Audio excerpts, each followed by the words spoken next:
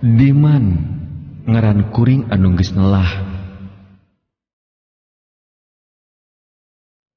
Salah sahiji pangalaman anu pernah kaalaman ku kuring nyaeta pangalaman ngeunaan manggihan jurig.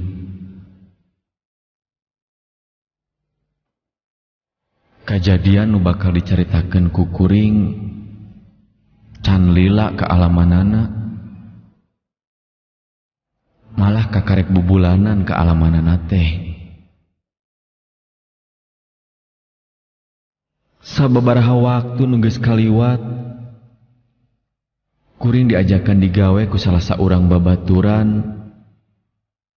Sebut we babaturan kuring anu ngajak digawe teh ngaranna Jack. Kaparengan batur kuring nu ngaranna si Jack teh keur boga gawe di salah sahiji kantin. Si Jack harita keur butuh batur digawe keur maturan manehanana. Aya pangajak sarupa kitu teh kuring oge teu nolak kanu jadi pangajak si Jack.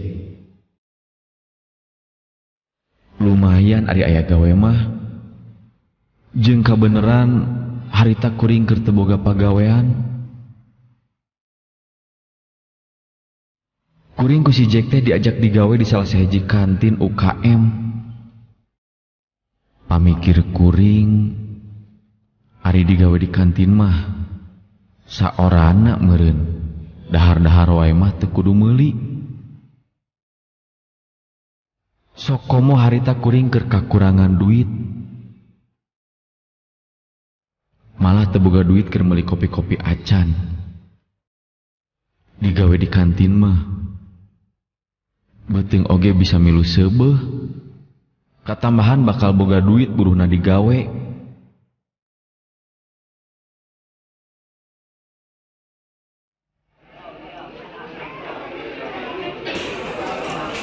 Daripada mana cicing we di imah, mending milu gawe jeung urang yuk. Wah, bener yeuh. Kabeneran atuh. Aya pagawe naon tah? Gampang gaweana mah, maneh mantuan urang di kantin. Wah, daek lah. Di kantin mana digawena? Nya eta tah di kantin UKM, urang mah ayeuna gaweana di dinya. Mimiti iraha urang bisa milu gawena? Nya amun bisa mah, hayu ayeuna gawe jeung urang.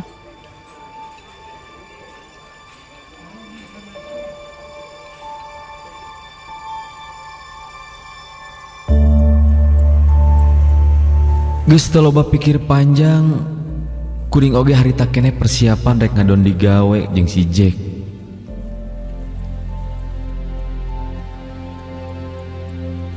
Sanggeus siap mah, kuring oge jeung si Jack ngadon arinit muru ke tempat digawe, nyaeta ka kantin UKM teh.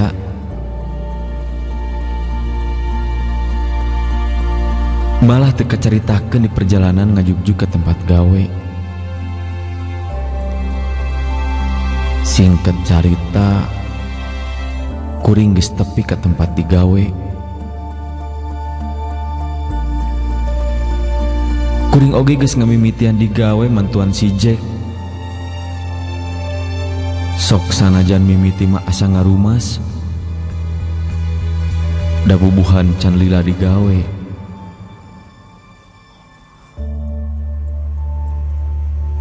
Tapi sok sanajan kitu, kuring maksakeun ngalaksanakeun pagawean. Kuring ngalaksanakeun pagawean anu geus samestina anu perlu digawekeun di kantin. Ari mimiti deui mah meni asa lila beresna gawe teh. Antugna sok sanajan karasana asa lila oge, teu buru we tepi waktuna kuring ngeureunkeun pagawean.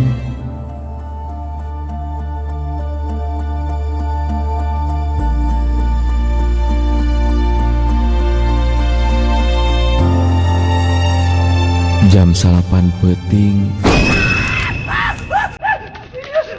kuring geus beberes. Malah jeung si Jack geus siap-siap nutupkeun kantin. Geus kantin tutup mah, kuring oge muru ka tempat sare. Nu kabeneran di eta kantin disadiakeun tempat keur sare kuring jeung si Jack. Genah we lah. Dahar teu kudu meuli.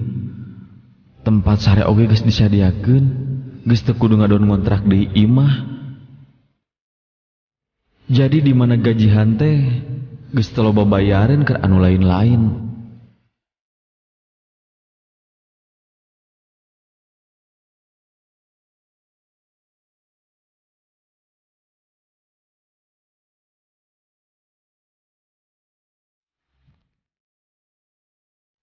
Jam 10 peuting samemeh sare kuring meres-meres heula bari merenahkeun barang-barang kuring di eta kamar. Mimiti kuring asup ka kamar anu rek ditempatan keur sare tea. Nah kuring bet ngerasakeun aya perasaan anu aneh.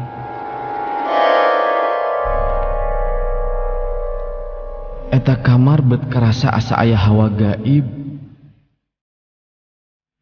Sigana wae pedah kuring kakarek harita meureun rek nempatan eta kamar matak boga rarasaan siga kitu oge. Mimiti mah kuring teu ngadon loba sangkaan kanu lain-lain. Awak karasa capek sigana pedah ngamimitian gawe meureun. Da eta menikah rasa rarigedna teh. Sigana ari geus lila mah moal meureun. Geus kitu kuring ngagoler di pangsarean.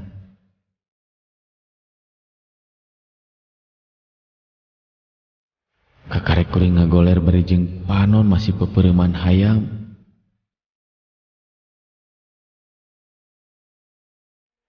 Nah kuring bet ngerasakeun aya anu aneh. Basa kuring ngagoler sarupa kitu. Kusabab kitu lalaunan kuring muka panon anu geus rek dipeureumkeun.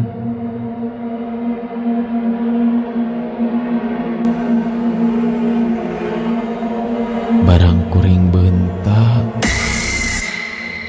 kacida kuring ngarenjagna. Nu jadi lantaran nah kuring bet ngagoler teh lain dina kasur, tapi nah kuring bet jadi ngagoler di kuburan. Malahan eta kantin oge jadi robah. Tetinggalian teh bet jadi sakurilingna kuburan. Kuring langsung ngorenjat. Kuring cengkat tina ngagoler.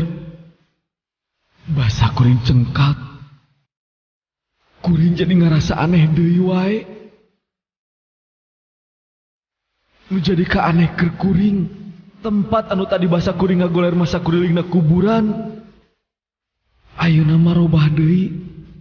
Titinggalian kuring bet jadi kantin deui. Kuring ngarasa heran. Kuring can wakan neruskeun ngagoler deui. Sabab jadi timbul kasieun. Sieun lamun kuring ngagoler deui robah jadi kuburan. Bari diuk dina sisieun kasur. Bari hate mah galecok. Nah naon atuh anu katinggali basa tadi ngagoler teh. Nah ngan ukur rasaan kuring hungkul. Padah kuring geus digawe capek. Atawa memang aya hal lain anu kuring teu nyaho.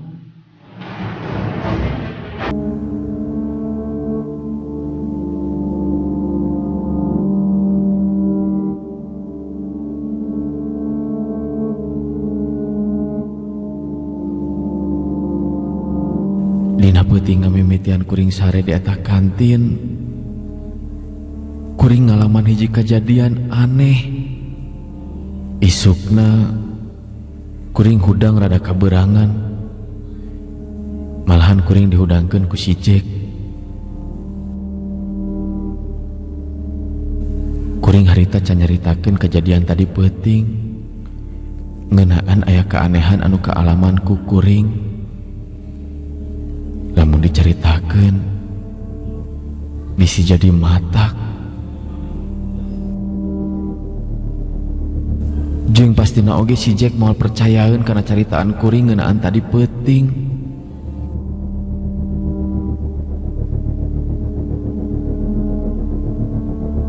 Nah, sara jam sabaraha tadi peuting? Meni asa dihudangkeun. Jam 10 ge geus peureum. Kan urang sigana mah capek meureun nya euy. Sebab mimiti deui urang digawe, jadi we sarena oge tibra pisan. Masih kena ngarumasnya can biasa. Tah, sigana mah eta pisan. Pastina ari sapoe dua poe mah masih kitu keneh. Ngan ari geus mingguana pasti moal, pasti geura biasa deui.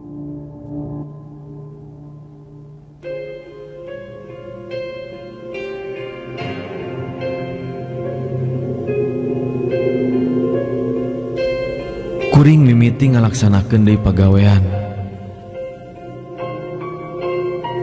Singkatna pagawean oge beres. Nya geus tepi deui kana wanci peuting. Waktuna kuring istirahat reureuh digawe. Peuting kadua mah kuring teu ngalaman kajadian aneh deui di eta kantin. Malahan tepi ka samingguna taya kejadian aneh anu matak pikasieun keur kuring.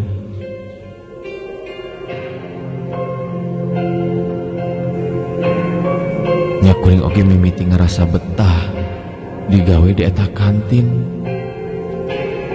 Digawe oge geus teu karasa. Dina capena oge ayeuna mah kuring geus ngarasa biasa. Ngincak saminggu kuring digawe di kantin eta. Hiji peuting ninggang harita poe Kemis malam Jumaah. Saberesna tina gawe sakumaha biasa kuring muru ka tempat istirahat. Tapi naha atuh peuting eta mah kuring sok sanajan geus ngagoler oge betaya pitunduheun. Nya kuring oge hudang deui tina ngagoler. Kuring oge aya niat rek kaluar di tempat sare bari sakalian rek ngadon miceun runtah nu aya di tempat sare. Tadi beurang can kaburu kapiceun. Pas kuring tepi ka tempat sampah nu aya di hareup, kuring ningali di tempat sampah siga aya nu keur ngedukan runtah. Panyangka mimiti mah eta anu keur ngedukan runtah teh si Ujang. Manehna obe di eta kantin nu sok purah bebersih. Tapi basa kukuring di deketan bari ditanya, nah geningan lain si Ujang. Ah sigana wae manehna teh pagawe anyar atawa manehna teh obe anyar di kantin. Kuring oge nanya ka eta jalma anu keur kekeduk runtah.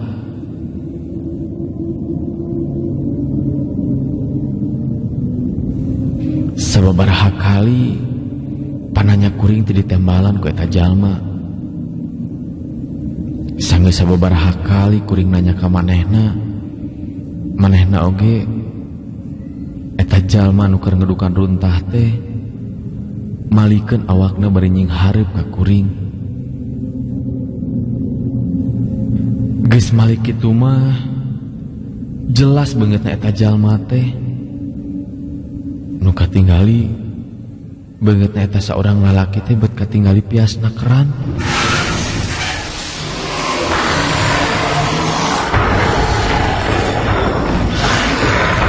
malah semu gentul. Basa ditanya ku kuring, eta saurang lalaki teh ngaku ngaranna mah Evin.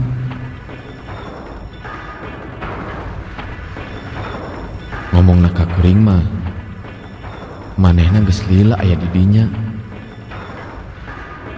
Malah samemeh kuring digawe di eta kantin. Si Evin mah geus leuwih ti heula di eta kantin. Taloba pikir panjang keur kuring oge, geus nyaho kitu mah. Kuring oge langsung asup deui ka jero muru ka tempat sare.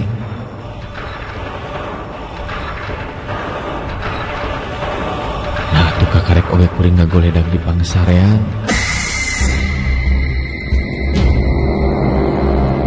Kajadian anu kaalaman saminggu ka tukang, basa kuring mimiti pisan aya di eta kantin. Kaalaman deui ku kuring, eta kantin teh beterobah deui jadi kuburan. Kaayaan di sakurilingeun teh bet jadi kuburan hungkul. Kuring oge langsung cengkat deui teh terus neruskeun ngagoler. Soalna anehna basa kuring nyingkatkeun deui awak. Harita keneh oge kaayaan robah deui jadi kantin.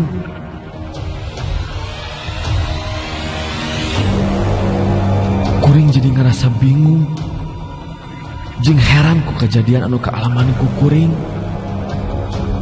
Sanggeus sababaraha lila kuring ngahuleng, kuring ngagoler deui. Tapi basa kuring ngagoler deui teh eta kaayaan teh beterobah deui jadi siga kuburan deui. Nya kuring akhirna cengkat deui tina panggoleran. Tapi harita mah basa kuring cengkat, kaayaan di sabudeureun teh terobah deui jadi kantin.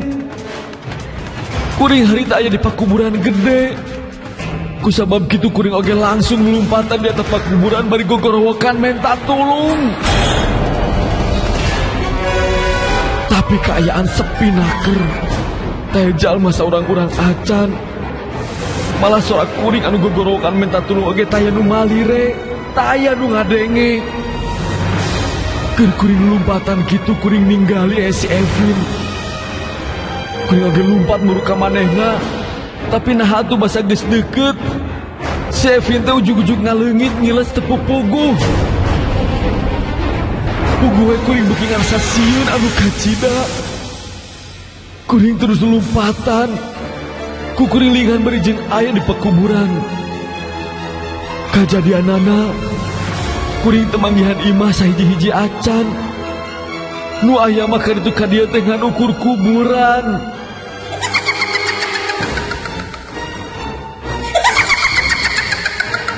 Basa kuring keur lumpatan kitu, kadenge aya nu nyalukan bari nyebut ngaran kuring. Kuring malikeun awak kepal basore anu nyalukan tea. Sing horeng anu nyalukan ka kuring teh bapana si Jack nyaeta anu boga kantin. Basa kuring ningali kepala bapana si Jack. Kajadian jadi aneh deui keur kuring. Lantaran eta patempatan anu tadi nama istu ningkat tinggali kuburan hungkul, ayeuna mah robah deui jadi kantin. Geus kitu mah kuring oge lumpat muru ka bapana si Jack anu keur ngabedegan nangtung ningali ka kuring. Harita keneh kuring nyaritakeun sakur kejadian anu kaalaman ka bapana si Jack. Nu dicaritaan kitu ku kuring teh ngarasa aneheun kana pamanggih kuring. Nu jadi lantaran sing horeng bapana si Jack mah geus apal yen eta tempat anu jadi kantin ayeuna teh baheula nama makam gede anu kena penggusuran lahan. Malah kuring narima katerangan ngeunaan si Evin. Cek katerangan ti bapana si Jack, si Evin mah geus maot. nya manehna teh maot sampai meh kuring digawe di eta kantin. Si Evin mah geus maot 2 bulan anu ka tukang.